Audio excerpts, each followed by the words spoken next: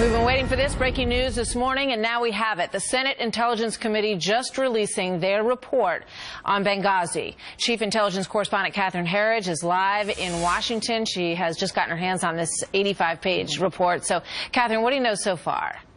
Martha, we have the report right here, and we're still pouring through it here at Fox News.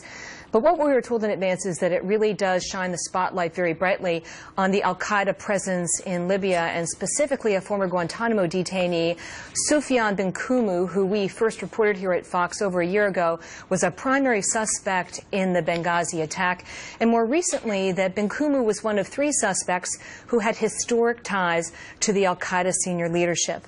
And I'm right now on page 10 of the report, and it cites specifically, and this is news, that in July of 2012, so just a few months before the attack, the CIA produced a report that was called Libya, Al-Qaeda Establishing Sanctuary, and it went on to describe how Al-Qaeda affiliated groups and associates are exploiting the environment in Libya to enhance their capabilities, and that they are seeing sort of a mirror image of Al-Qaeda establishing a presence in Libya and neighboring Egypt under the Jamal network. So again, what we see so far in this report is very strong evidence, reports by the Defense Intelligence Agency as well as the CIA prior to the Benghazi attack, that Al-Qaeda was establishing itself in that area, and then again this link to the former Guantanamo detainee Sufyan bin Kumu. Very interesting. So say again, Catherine, where the report that showed an increasing al-Qaeda presence in Libya, who generated that? Was that CIA?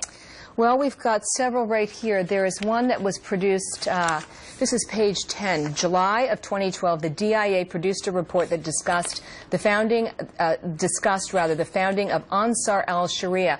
And it's noteworthy here that this section, if you can come back to me one second, this section of the Senate report is heavily redacted, which means it remains classified. And then right below that, it describes how in July of 2012, the CIA produced a report entitled Libya, Al-Qaeda Establishing a Sanctuary.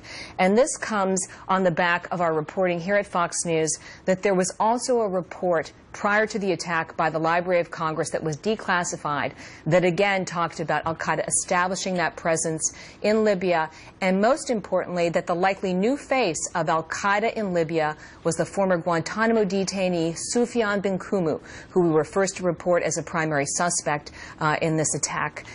Secondly, and I think this is also important, is that it shows, this report, that Benghazi had a significant amount of premeditation. The attack on the consulate, the CIA annex, and then there was also a failed ambush of the CIA rescue team trying to lure them to the hospital where Senator Stevens had died. Yeah. So much more to this story. Catherine, thank you very much. You're welcome.